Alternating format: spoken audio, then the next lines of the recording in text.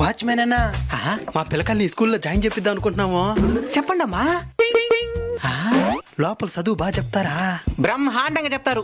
Class rooms facilities excellent గా ఉంటాయి. Madams super గా ఉంటారు. అదే అదే పాఠాలు సూపర్ గా చెప్తారన్నాను. ఫీజే మాత్రం ఉంటది. తక్కువేనయ్యా, ఆస్తులు అమ్ముకుంటే సరిపోతుంది. అన్నా ఈ స్కూల్లో చదివిస్తే మా పిల్లలు తప్పకుండా ప్రయోజకులు అవుతారు కదా. ఏందమ్మా ఇంకా నమ్మనంటున్నావు నువ్వు? అంతెందుకో, నేను కూడా ఇదే స్కూల్లో చదివి ఇక్కడే వాచ్మెన్ జాబ్కి సెలెక్ట్ అయినా. నా పిల్లని కూడా ఇక్కడ చదివి లోపల ఆయాగా పనిచేస్తున్నది. రేపు పొద్దున మా మేనేజర్ ఇంకో 2 స్కూల్ కట్టాలన్నాడు. ఏమా మీ పిల్లకాయల టైం బాగుంటే వీళ్ళే వాచ్మెన్లకి సెలెక్ట్ అవ్వచ్చేమా?